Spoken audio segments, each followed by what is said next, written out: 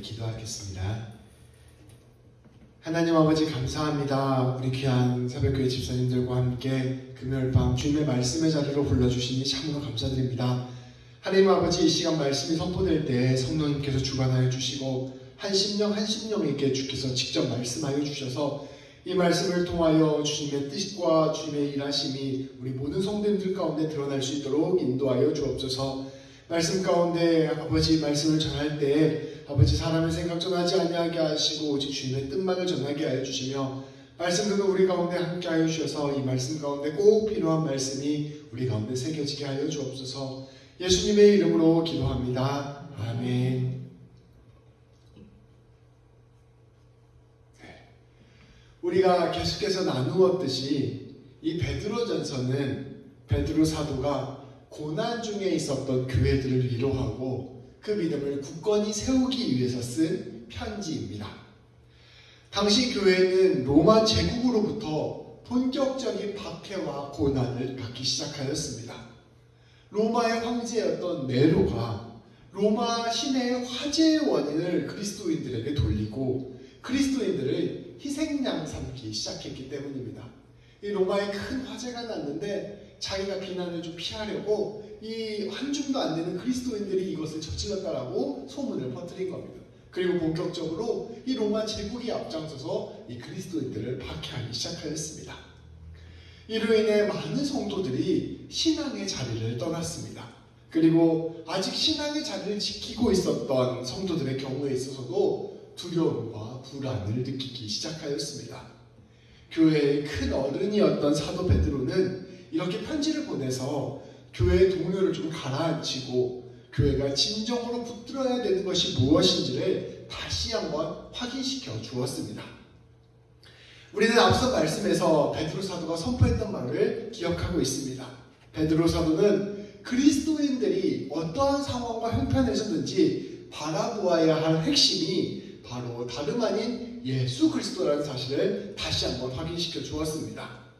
우리가 예수 그리스도로 말미암아 구원을 받았다는 것, 우리가 예수 그리스도 안에서 부활 소망을 얻게 되었다는 것, 우리가 하나님의 택하심 안에서 은혜와 사랑 안에 거한다는 사실을 기억할 것을 다시 한번 선포한 것입니다.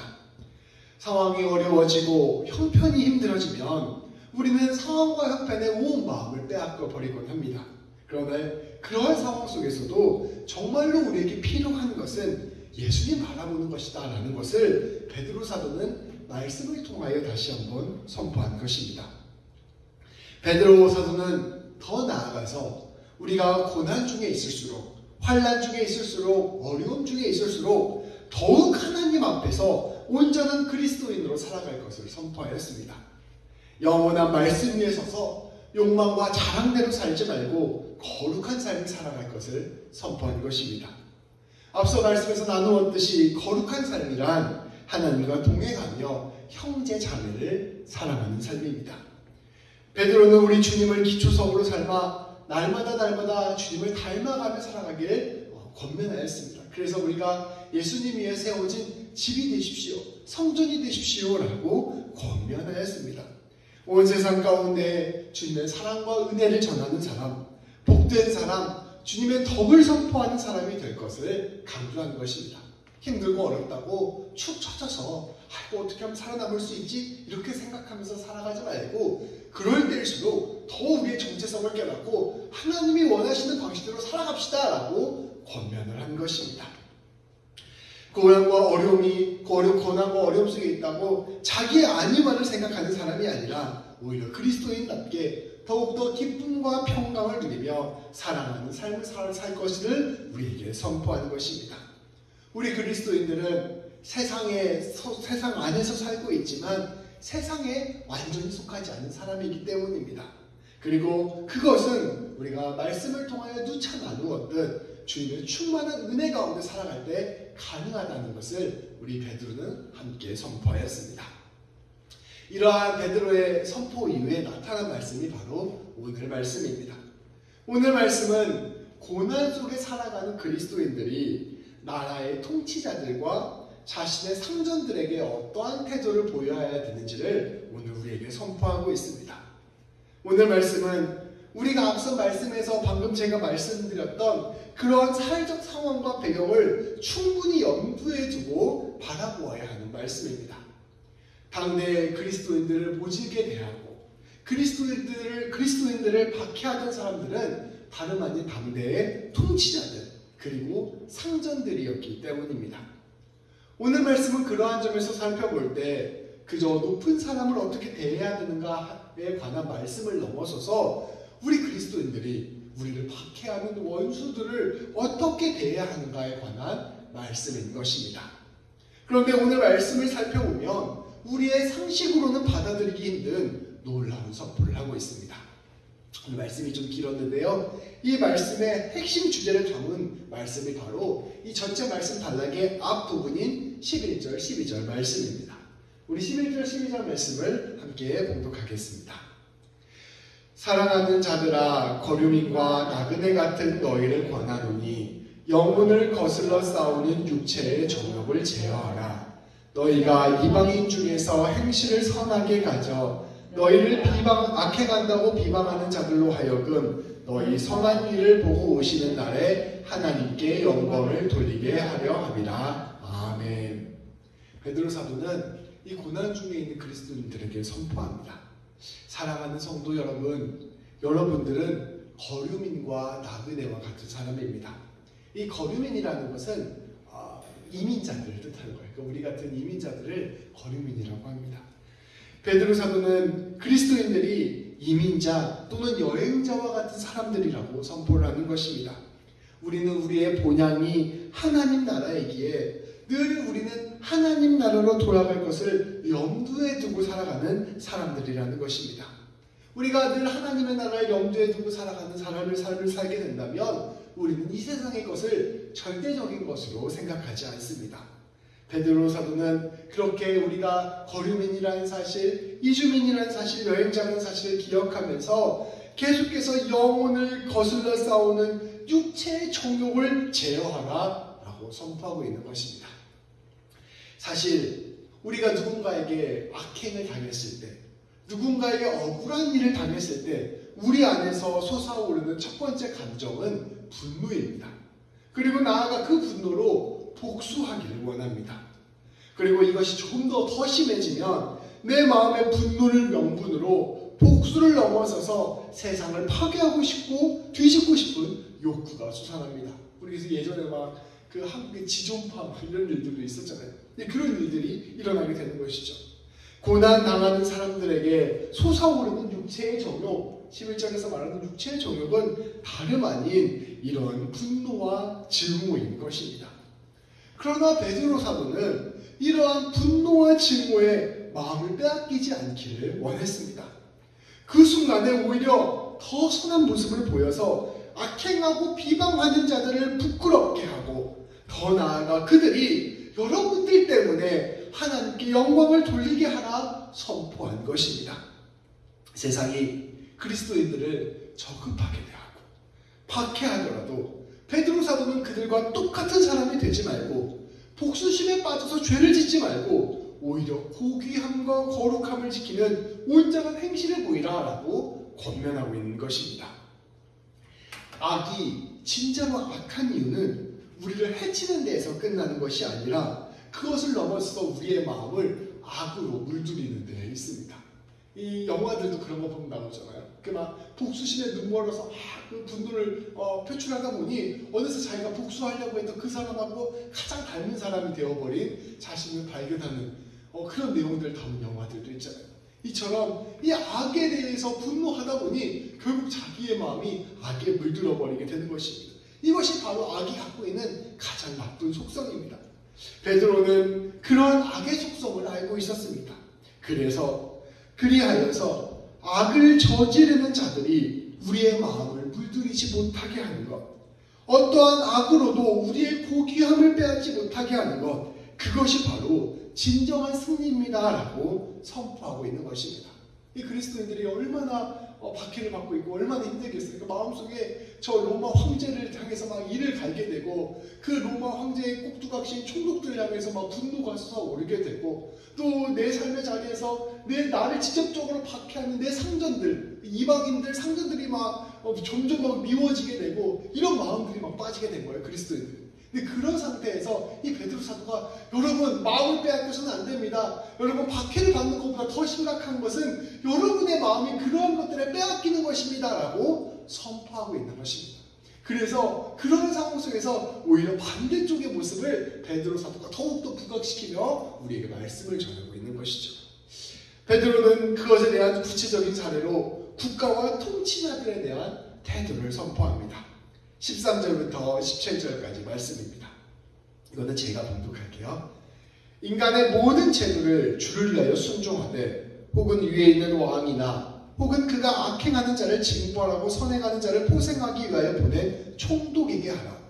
곧 선행으로 어리석은 사람들의 무식한 말을 막으시는 것이라. 너희는 자유가 있으나 그 자유로 악을 가리는 데 쓰지 말고 오직 하나님의 종과 같이 하라. 무사람을 공경하며 형제를 사랑하며 하나님을 두려워하며 왕을 존대하라. 여기에서 이 왕은 로마 황제입니다. 더 구체적으로 말하면 네로 황제예요. 아주 악의 화신이었죠. 그리고 총독은 이 로마 황제가 파견한 빌라도와 같은 사람들입니다. 이 황제의 명령에 따라서 그 지방을 다스리고 기독교인들을 박해하는데 앞장서는 사람들입니다. 이들은 두말할 것 없이 그리스도인들을 박해하고 그리스도인들을 잡아 죽이던 자들이었습니다. 성경 전체적인 내용을 살펴보면 이러한 로마 제국에 대해서, 이러한 로마 제국의 황제에 대해서 성경은 매우 비판적인 태도를 취하고 있습니다. 이 로마를 바벨론이라고 표현하기도 하고요. 이 로마 황제들을 적그리스도라고 표현하기도 합니다. 아주 하나님 앞에서 하나님을 반역하는 사람들의 대명사로 이들을 비판하고 있습니다. 이러한 전체의 맥락 안에서 살펴본다면, 오늘 말씀을 살펴본다면 이 오늘 말씀은 이 로마 제국이 하나님이 세운 정의로운 제국이라든지 혹은 로마 황제가 하나님의 사람이라든지 이러한 것을 뜻하는 것이 아닙니다. 오히려 이 제국 안에서 이 황제의 통치를 받는 그리스도인들의 삶의 태도에 관한 말씀인 것입니다. 베드로 사도는 로마 제국이 그리스도인들을 박해하고 로마 황제가 그리스도인들을 잡아 죽이고 있다 하더라도 이 사회제도 전체가 갖고 있는 기능을 부정하지는 말라는 것을 선포하고 있는 것입니다. 우리 그리스도인들은 앞서 말씀드린 바와 같이 세상에 속하지는 않았으나 세상 안에 살고 있는 사람들이기 때문입니다. 이 사회제도는 모두가 더불어 함께 살게 하는 기능이 있습니다. 우리가 세금을 내고 국가를 운영하고 법을 시행하는 것은 큰 혼란을 막고 사람들로 하여금 안정된 기능을 유지하게 하는 기능이 있습니다. 이런 기능을 인정하는 거예요. 아무리 황제가 믿고 아무리 총독이 믿고 저 사람을 다 죽이고 싶다고 해서 이 사회 전체를 먹고 내가 이 사회 밖으로 나가고 이렇게 하지 말고 그들이 그런 악을 행한다 할지라도 너희는 이 사회 안에서 마땅한 의무들을 잘 감당해야 된다라고 선포하고 있는 것입니다. 그리스도인들은 이러한 국가의 긍정적인 기능을 인정하고 그 국가에 협조하고 법을 지키는 삶을 살아야 합니다. 나라가 마음에 안 든다고 해서 막 내가 혼자 시속 150으로 달리면 안 된다는 거예요. 쉽게 말하면 이 나라가 마음에 안 된다고 해서 내가 막 세금 다 안 내고 막 들어놓고 내가 할 일 다 안 하면 안 된다는 거예요. 우리가 이 질서를 지키되 비판할 것은 비판해야 된다라고 이야기하고 있는 것입니다. 이를 시행하기 위하여 우리는 수고하고 애쓰는 적정한 권위를 인정하고 존중하는 태도를 가져야 됩니다. 그리하여 그리스도인들이 그저 국가를 거부하고 제도를 무시하는 사람이 아니라는 것을 세상 사람들에게 보여주고 더 나아가서는 적극적으로 사회의 선과 정의에 참여하는 사람이라는 것을 드러내야 한다라고 말씀을 보여주고 있는 것입니다.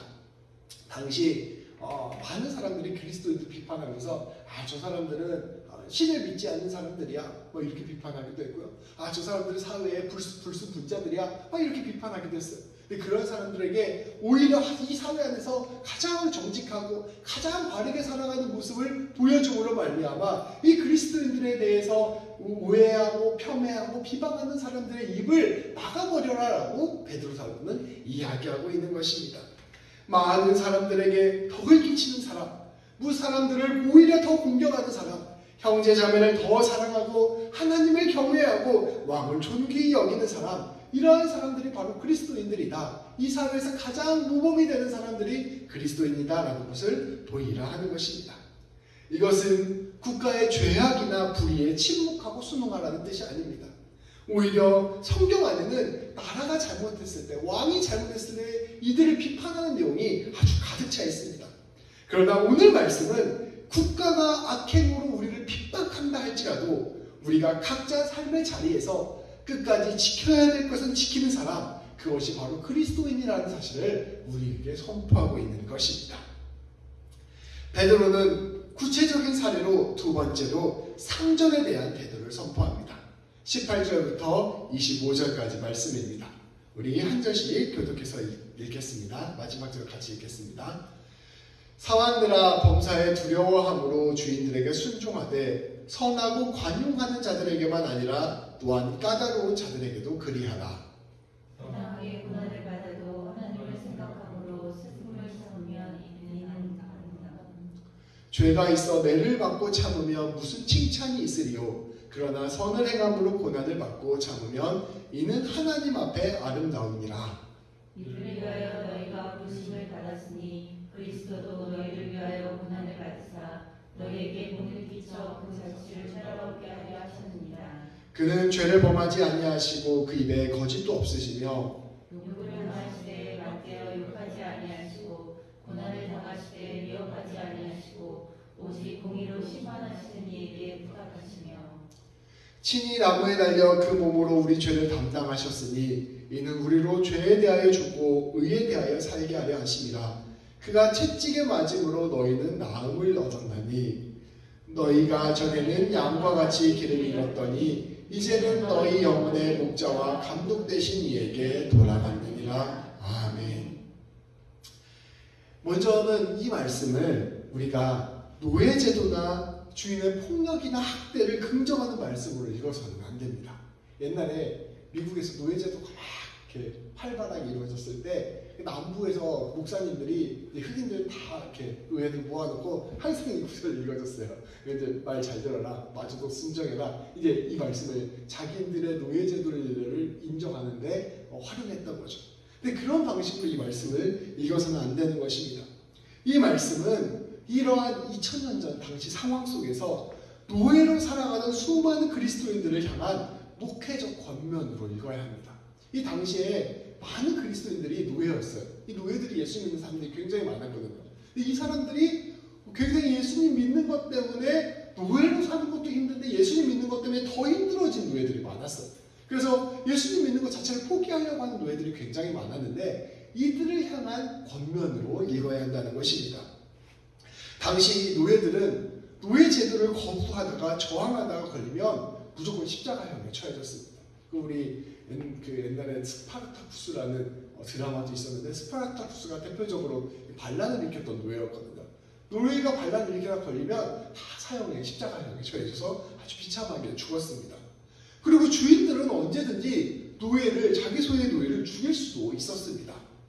사실 사도들이 노예 성도들이 이러한 위험에 빠지도록 무책임하게 노예 폐지를 주장할 수 없었습니다. 우리가 이제 노예를 폐지해야 됩니다 라고 공식적으로 사도들이 막 얘기하는 순간 예수 믿는 노예들은 다 죽는 거예요. 그러니까 쉽게 그렇게 말할 수가 없는 상태인 것이죠. 사실 이 노예제도가 완전히 폐지되고 사회가 한 사람 한 사람의 인권을 존중하게 되는 데에는 수천 년의 시간이 걸렸습니다. 하나님은 때에 따라 그 일을 감당하는 사람들을 세우시고 사람들의 생각을 조금씩 바꾸셔서 역사 안에서 하나님의 해방을 이루어 가셨습니다.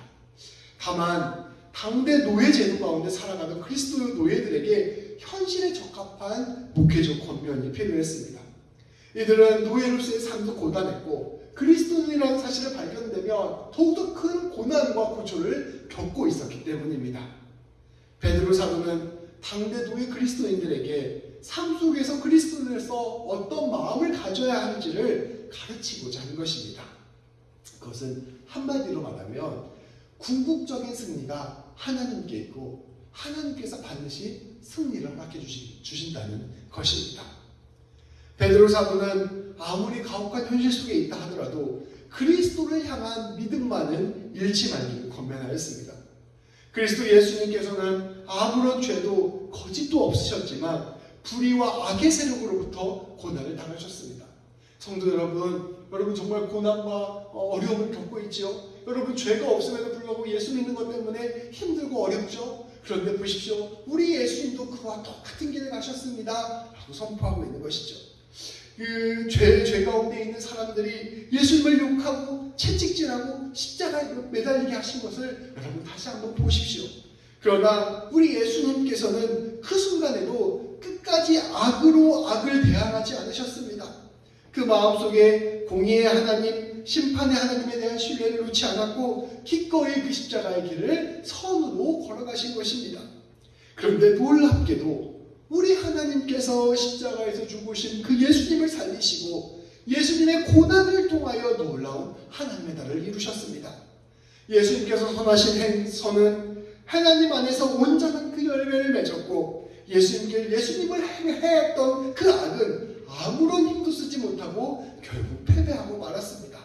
그리고 우리 주님께서 이제 온 세상을 통치하고 계시고 그 정의와 선을 완성하시겠다고 선포하고 있습니다. 그러니 여러분 그 예수님 붙들고 나아가십시오. 우리 그리스도인들은 당면한 현실과 상황으로 모든 것을 단정짓는 사람들이 아닙니다. 악한 주인들이 우리 그리스도인들 노예들을 박해한다고 할지라도 심지어 우리가 그 박해 가운데 죽는다 할지라도 그것이 절대 끝이 아닙니다.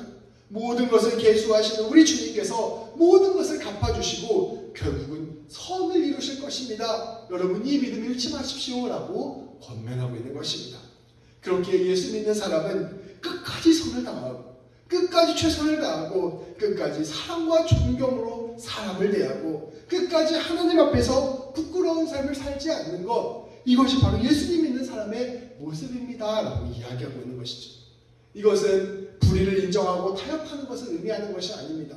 이건 악한 주인들을 긍정하고 무조건 순응하라는 이야기도 아닙니다. 우리가 끝까지 고귀함을 지키고 선으로 악을 이겨내는 삶을 사십시오. 끝까지 하나님 따르는 삶을 사십시오라고 권면하는 것입니다. 베드로 사도는 각자의 삶의 자리에서 그 일을 이루어갈 것을 권면하는 것입니다.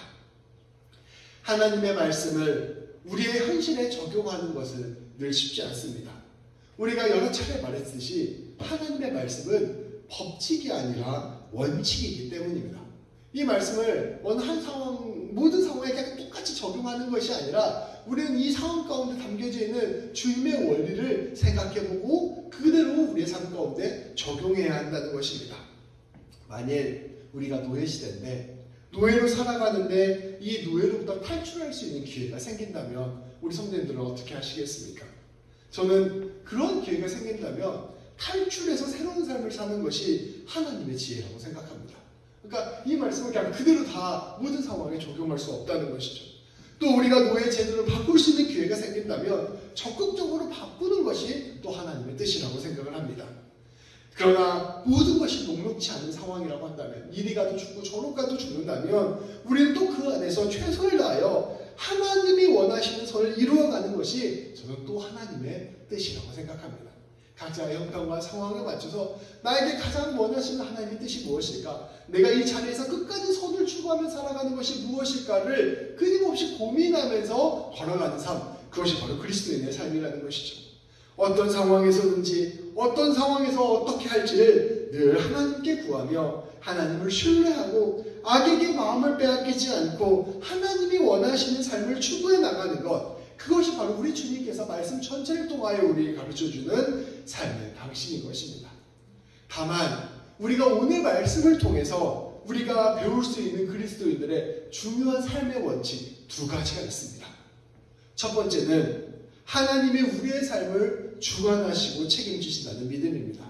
그래서 우리 그리스도인들은 하나님을 가장 먼저 생각하는 사람들입니다. 두 번째로는 하나님이 우리에게 베푸신 대로 우리도 우리 이웃에게 은혜를 베푸는 삶을 사는 것, 이것이 바로 두 번째 원칙입니다. 오늘 말씀은 다른 이들을 대하는 태도에서 이 두 가지 원칙을 지킬 것을 우리에게 요청하고 있습니다. 우리가 우리의 인생이 하나님께 달려있음을 믿어야 됩니다. 그러니 우리는 우리의 모든 삶을 내 모든 소나기의 통제 안에 두려고 하면 안 됩니다. 그러한 소나기에 두려고 해서 악을 악으로 갚으려고 하지 말아야 합니다. 내 복수를 내 스스로 하려고 하면 안 된다는 것입니다. 그것이 아니라 우리는 끝까지 하나님을 생각하며 선을 끝까지 지키며 살아가야 합니다. 우리의 삶은 하나님께 달려 있습니다. 우리의 사업도, 우리의 자녀도, 우리의 인생길도 다 하나님께 달려 있습니다. 아무리 평탄한 길이라고 할지라도 주님이 막으시면 그 길을 갈 수가 없습니다. 그런데 앞에 바다가 가로막고 있어도 주님이 길을 여시면 그 가운데 바다가 갈라지고 길이 열립니다. 우리가 주목할 것은 그 하나님을 기억하는 것입니다. 그리고 내가 주님의 마음으로 선을 행하는 것, 베드로 사도는 이것을 기억하고 삶을 살아갈 것을 요청하는 것입니다. 그렇게 어떠한 상황이 되는지 복수의 마음을 내려놓고 끝까지 주님이 원하시는 삶을 놓지 마십시오. 주님 신뢰하는 마음 놓치지 마십시오라고 요청하고 있는 것입니다. 또 한 가지 우리는 주님이 우리를 통하여 일하시는 방식을 늘 기억해야 합니다. 주님은 죄인된 우리를 찾아오셔서 먼저 사랑해 주시고 은혜를 먼저 주시고 용서해 주시고 품어주셔서 우리를 바꾸어 나가십니다. 우리가 자격이 되어서 주님이 우리를 찾아온 것이 아니라 주님이 먼저 선물로 우리에게 은혜를 선물로 주신 것입니다. 그렇기에 이 주님의 방법이 은혜의 방법이라는 것을 아는 것이 바로 그리스도인들의 삶의 태도입니다. 그리스도인들은 그렇기에 은혜를 나누는 사람, 선물을 나누어 주는 사람입니다. 내가 품을 수 없는 사람, 내가 용서할 수 없는 사람, 내가 사랑할 수 없는 사람을 사랑할 때 주님은 그 사람을 통하여 일하십니다. 그 길을 통하여 그 일 가운데 기적을 보여주시고 주님 우리의 헤아림을 넘는 복을 허락하여 주시는 것입니다. 세상의 기준으로 보면 나라의 통치자가 권력자고 이 밑에 있는 사람이 힘이 약한 사람이잖아요. 그러니까 이 사람이 순응하고 복종하면 마치 이 세상의 질서에서 더 약자가 되는 것 같은 느낌이 듭니다. 상전이 있고 종이 있는데 이 종이 세상의 관점에서는 강자고 이 종이 약자잖아요. 그러니까 종이 무조건 순응하고 따르면 이 질서 안에서 더 약자가 되는 것 같습니다. 성경은 이 질서를 그대로 인정하면서 이어서 더 약자가 내가 아무 말도 없이 순종해라 이걸 이야기하는 것이 아닙니다. 그것이 아니라 어떠한 상황에서든지 네가 하나님의 뜻을 먼저 선제적으로 드러내는 사람이 되라는 것입니다. 그래서 내가 이 사람들을 악하고 이 사람들을 부족하고 이 사람들은 죄를 짓는 사람들이지만 그런 사람임에도 불구하고 내가 은혜를 받은 사람이니까 너에게 은혜를 베풀어 주겠다 이겁니다. 그러니 그 순간 질서가 뒤바뀌는 것입니다. 하나님의 은혜가 이 약한 사람을 통하여 이 나라 전체에 퍼지게 되는 것입니다. 이것도 마찬가지입니다. 상전이 있고 종이 있는데 이 종이 그래 너는 나에게 못되게 대하지만 나는 하나님께 은혜를 받은 사람이니 내가 너한테 은혜를 베풀어 주겠다라는 것. 그럼 그 순간 이게 뒤집어지는 것입니다. 하나님이 주신 은혜가 이 종을 통하여 상전에게 임하게 되는 것입니다. 세상의 질서로 볼 때는 이 사람이 너무 그냥 착한 사람 아니야 이렇게 넘어갈 수 있는 것이지만 하나님의 관점으로 볼 때는 하나님의 은혜의 통로가 되는 은혜의 중심이 되고 은혜의 주관자가 되고 복의 근원이 되는 것, 이것이 바로 오늘 말씀이 이야기하는 것입니다. 주님의 눈의 관점으로 바라볼 때는 이 모든 세상적인 질서를 은혜의 질서로 뒤바꾸는 사람이 되는 것, 이것이 바로 그리스도인이다라고 말씀을 선포하고 있는 것입니다.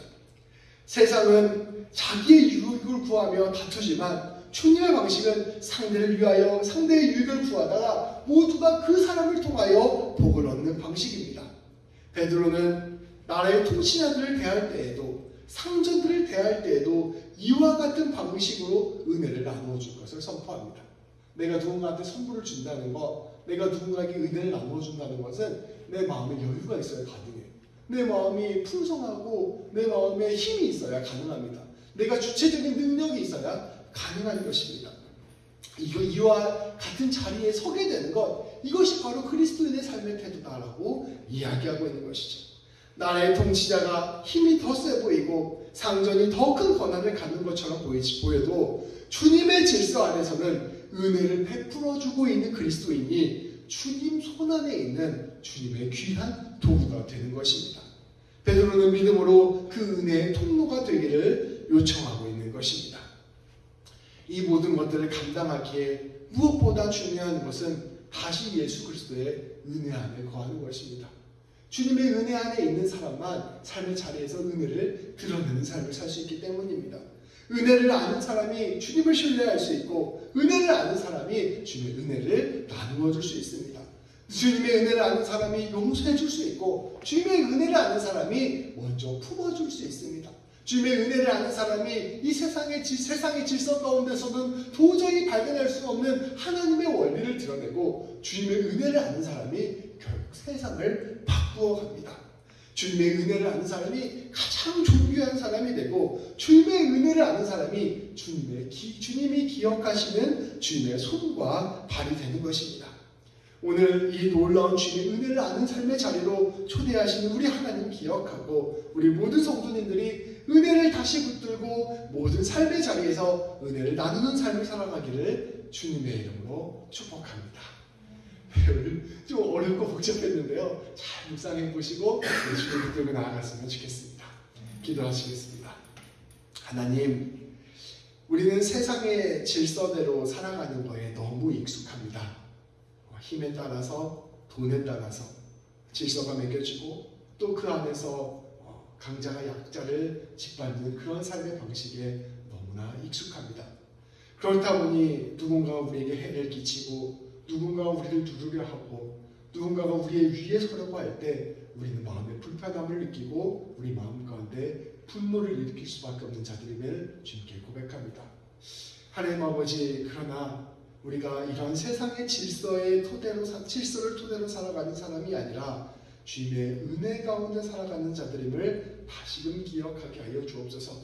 하나님, 우리가 세상의 질서에서 윗자리로 세우기 위하여 하나님이 우리를 부르신 것이 아니라 주님이 먼저 우리에게 부어주신 그 은혜를 나누기 위하여 우리를 불러주셨다는 사실을 기억하게 하여 주시고, 우리가 어떠한 삶에 있든지, 어떠한 형편에 있든지, 어떠한 상황 가운데 있든지 늘 주님의 은혜를 드러내는 자들 되게 하여 주옵소서.